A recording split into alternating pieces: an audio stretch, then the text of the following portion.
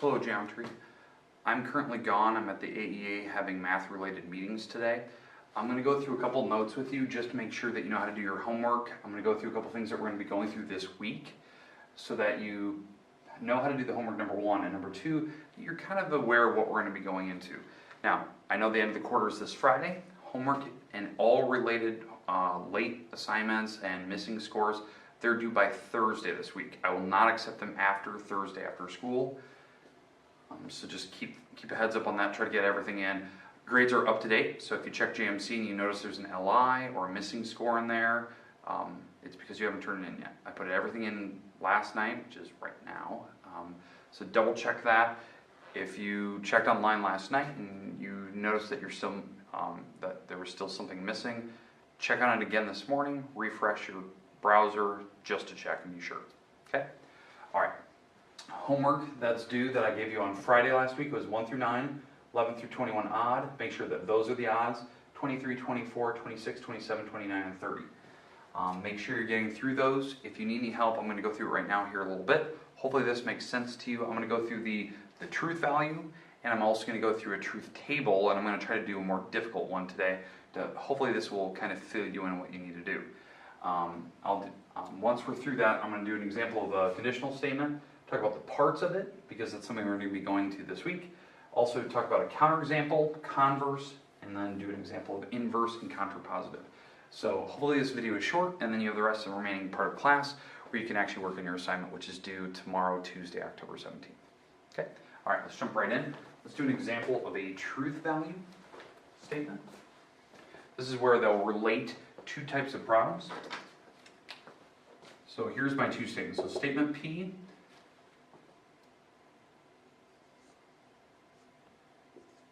a rectangle has 4 right angles. And the statement for Q, a triangle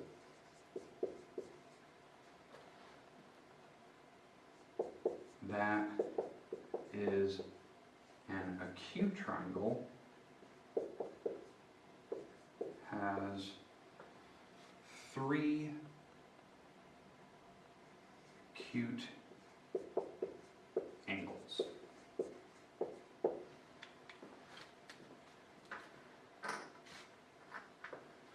Oh, can't believe we forgot that. That is an acute triangle. Okay. Now these are my two statements. Your book will always give you 2. I believe even the first example even gives you a potential of 3. Remember, you're always picking 2 of them that satisfy the question. So, for instance, question number 1, let's say. So this would be an example like number 1. It asks for a truth value. State the truth value to the following problem. That doesn't mean that you have to go through a truth table. You're just telling me simply, is the question true or false? Okay? All right. So here's how you're going to do this. Whatever the question is, so let's say it's P and Q. Again, remember, this symbol right here means the word and. It is a conjunction. Conjunction means the word both, means the word and. So the idea is that since they're using the word and, both of these statements would have to be true for this truth value to be true over the whole entire problem. Because of this symbol, they're including both and. So again, we have to double check these statements and see if they're both true. So let's go through this. So I'm going to have the symbol in front. I'm going to place the truth value right here, and then we'll get to the final answer. Okay, so let's read statement number 1. So this is P. A rectangle has 4 right angles. That is true. That's the definition of a rectangle. So this is a true statement, so P is true. The next one, Q. So we're doing and Q. So hopefully this one turns out to be true here. Q. A triangle that is an acute triangle has 3 acute angles. Yes, that's the definition of acute, so this would be true, and the overall truth value of this item would be true, and that's what they're looking for. They want to know if this is true or false. If any one of these would have been false, the statement would automatically be false. That's what a truth value is. Now that's for conjunction. Now if this was a disjunction, so that would be a down arrow, then only one of them has to be true to lead to a truth value of being true. because the down arrow, which is the word or, and that would be a disjunction. That is a disjunction. That means that only one of them has to be true. Okay? So if any one of them is false, it's fine as long as one of them is true. That's what you're doing for the 1 through 9. It's pretty easy. Try to resist the urge of the book. I believe tries to ask you to like state your reasoning behind it. It's just simply true or false. It's a 50-50 option basically. As long as you know what these are, that's kind of the key. And we kind of talked about it on Friday. Go back and watch Friday's video. So that is the first part. Now, the next couple questions, they're going to ask you to set up truth tables. And that's the ones I want to go through right now to make sure that we know. Because I feel some people didn't really feel comfortable with that last week. All right. So in fact, I'm going to get rid of these statements here. And we're just going to do an example of a table. We're not going to need the sentences for it, because I'm not going to actually do the truth value for it. I just want to go through all the how do we set up the table. So we're going to do a statement like P or R. And let's set up the truth table for this. And again, this is a truth table, not a value. And I want to make sure that we understand what that means. So on a truth table,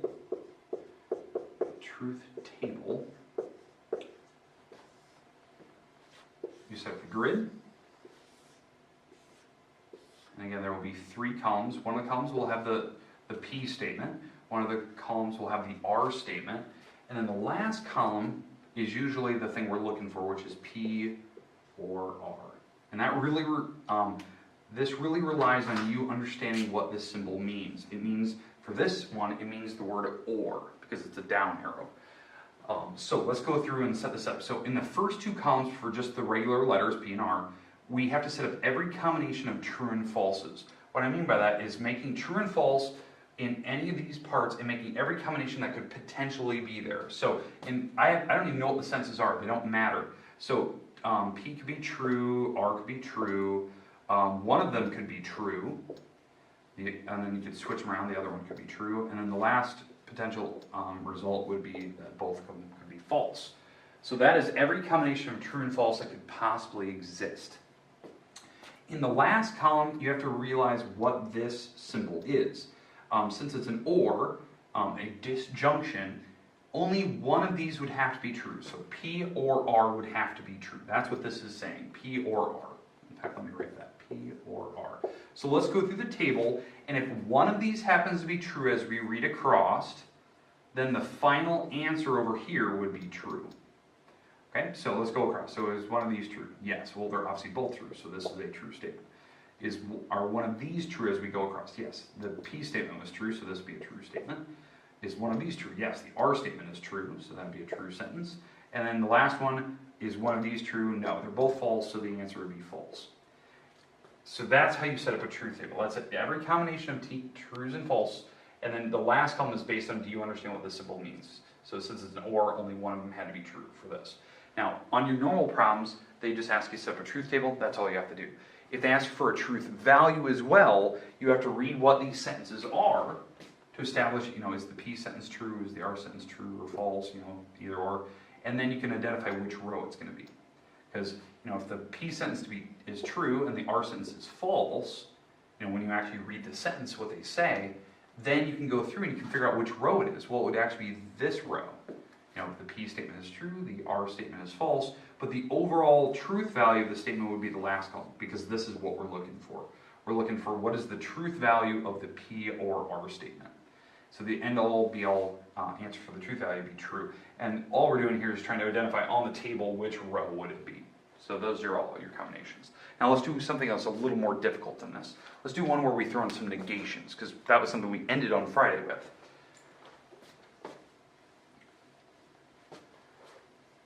I'll do a negation. Let's do a conjunction, something with the word and. So Q and, let's go statement for S. We'll use Q and S.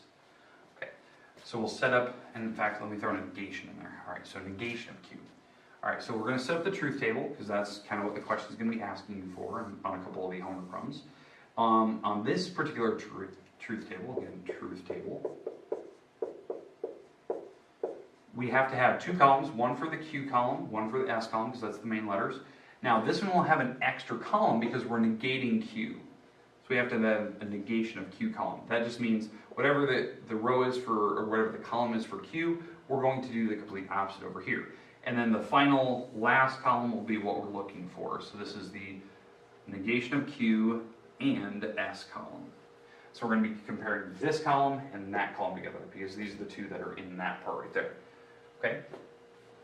Now, the big thing here is, now that we have this all set up, is can we get the truth value correct in this column, because it's using the word and. So we really have to understand what this symbol means. Since it's an and, a conjunction, both of these statements would have to be true for it to be true here, because we're comparing the not Q column, the negation of Q, and the S column. So both of these would have to be true. That's what this symbol means. Okay, let's set up the truth values. I don't even know what the sentences are, but we're going to set up the truth table for the first two columns. Again, every combination of true and false, so they both could be true, the original statements. One could be true, the other one could be false. Then we switch them around, where S could be true, but Q could be false, and then the last row is they could both be false. Now, to set up the negation column, this is basically relying on the Q column. We're going to do the complete opposite of what this column is. That's what a negation means. So the exact opposite of Q would be false. The exact opposite of Q would be false. The exact opposite of Q would be true. The exact opposite of Q would be true. Okay, that's how you get this column. It's the exact opposite of whatever column we're comparing, doing the Q column. So as you can see, I flipped every single Q. So now, the final result here. We are going to ignore this column here. That was just to help us set up the original problem. And now, in this final column, we're going to be doing the conjunction, the word and. So again, and means both have to be true. So as we compare, and again, we're just comparing these two right here, because that's what they have here, not Q and S. Are these both true? Well, no, they're not, so that's a false statement. Are these both true? No, they're not, that's false. Are these both true? Yes, that would be a true statement. Are these both true? No, that would be a false statement. And that's your final. And so, if we're reading the sentences, or whatever these state, and again, we'd have to introduce the word not into that Q sentence, we could figure out which row it would have to be. But again, that's really tricky, understanding what the negation means. It means throwing the word not in there. I'll do an example of that later when we actually try an example of inverse and counterpositive. Hopefully this makes sense to you. I know that one problem in particular will have you set up a truth table where there's some negations in there. So if you have questions, potentially ask me back on Tuesday when I get back. Okay, hopefully that makes sense. Now, what we're going to do next, let's move into conditional statements. So we can move into what the parts are, what a counterexample would be, converse, and then maybe we can try an example of inverse and counterpositive. I'll try to do this pretty quick, so that way you get some time to actually work today. Okay?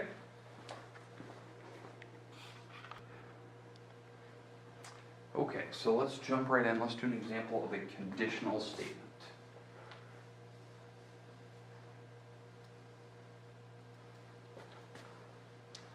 Conditional statements, using the word if and then. So let me give you an example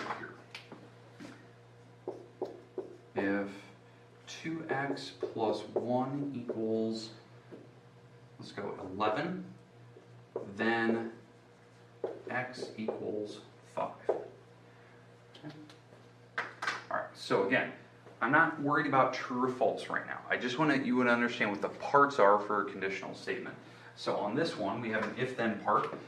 This part here is identified as the hypothesis because it follows the word if, and the conclusion of a conditional statement is the part that follows the word then. Now, eventually this week, we'll be going to problems where we have to identify the parts. Hypothesis, conclusion. Hypothetically, will this happen? If it happens, then is a conclusion. Now, these are the two parts, so that's easy enough. Now, to do a counterexample for this particular problem, you'd have to think, is this a true or false statement? That's the part we were kind of going into in this last section, talking about truth value. Well, what a counterexample is trying to follow the hypothesis. So we're assuming that this is true, the first part, right before the comment, the hypothetical. Is this a true statement? There's nothing really to debate that. What we have to do over here is prove that their conclusion is false. That's only possible. It's only possible to find a counterexample if their mathematics they did was wrong, okay? Or maybe the answer is misleading because remember, what they're saying for the conclusion is that this is the only result from that. It's the only solution that exists. Well, for this particular problem, it is true. This is actually a true statement. So there's really nothing we can come up with for a counterexample. Now, the reason why this is actually a true statement is because if we start with the hypothetical, the hypothesis, and you actually do correct mathematics where you subtract 1 across, because again, we have to get the x by itself, so we subtract 1 over, that's 10, and then divide by 2, the x would be 5. And that's exactly what they're stating, that x is 5. So that's true. There's no counterexample that would exist to this problem. There's no potential other answer like a negative number or maybe they did the math wrong in the first place. So this particular problem does not have a counterexample. Let me give you an example of another one that would. So we'll start with a geometry-based sentence.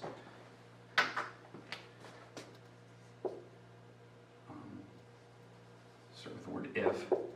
If a four-sided polygon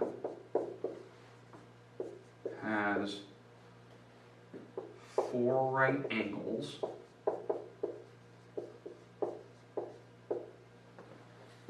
then it is a square. Okay, so it's a geometry-based sentence, so it's going to have some structure to it. So this really relies on, do you understand your definitions of these objects? So a four-sided polygon, also known as a quadrilateral, has 4 right angles.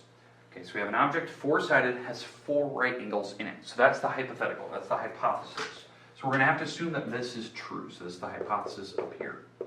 So hypothesis, that's this part here. What their conclusion is that it's automatically a square. That's the conclusion. Well, this problem has a counterexample because it doesn't have to be a square. To give you an idea of a counterexample is that I'll make a four-sided figure. So here's a four-sided figure that has 4 right angles in it. And this object that I've drawn is not a square. It's actually a rectangle. A square is a very particular type of quad. A rectangle is not every type of rectangle is a square, because what makes a square unique is that all the walls would have to be the same size. Right? I agree that a square can have 4 right angles, but they didn't say that the walls had to be the same. They just said that it had to have 4 right angles. So this doesn't have to be the picture every single time. That's why there's a counterexample of this problem. It would be a rectangle. And that drawing, and me just saying rectangle, is a perfect counterexample to that statement. So hopefully that makes a little bit of sense to you, that we're trying to disprove their conclusion, that maybe there's another drawing or a different way to show that this doesn't have to be the only case. So that's kind of what we're going into this week. Hopefully that makes sense. Okay, let's do a converse. Okay, now a converse is where you take a sentence and you flip it around.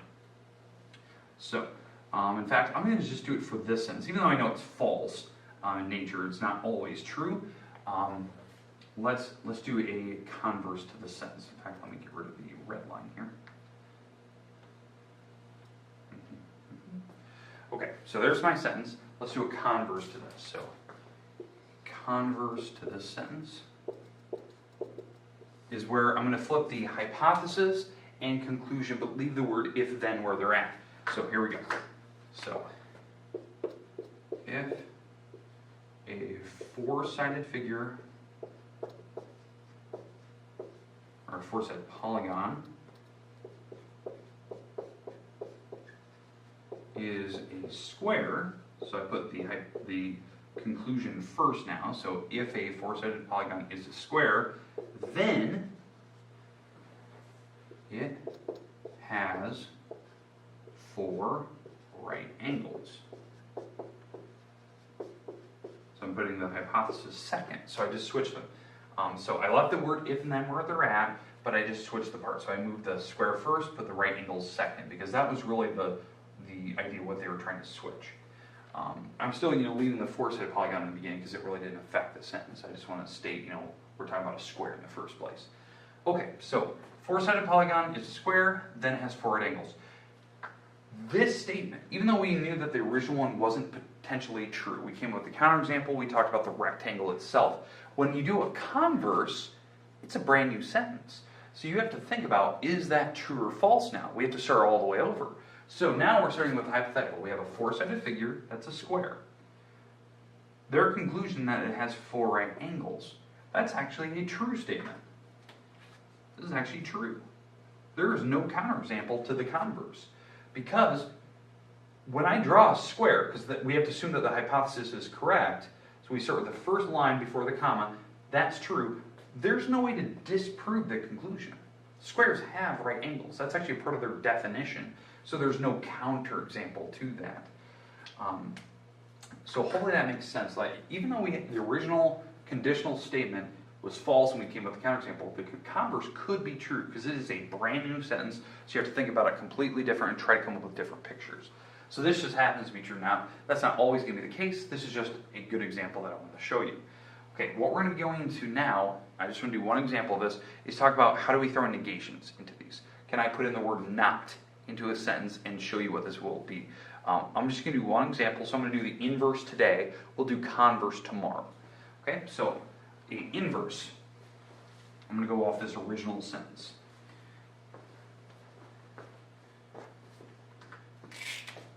We're going to be doing an inverse to this original sentence.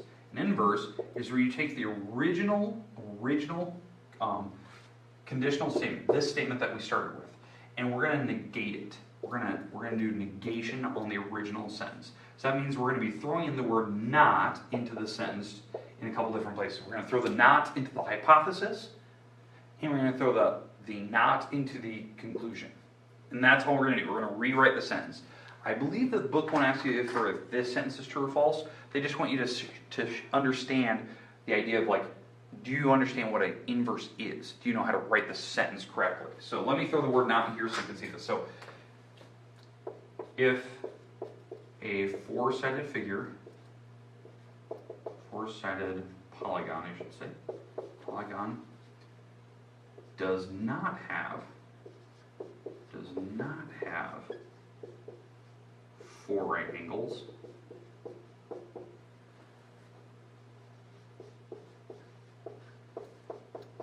then it is not a square.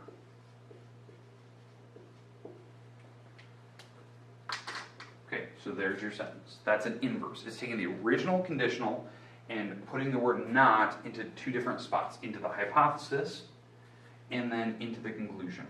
Now, again, I'm almost 100% positive they will not ask for if that's true or false. If you want to think about it right now, that's actually a true statement. You got a four-sided figure that does not have right angles, then it's not a square. That's actually true.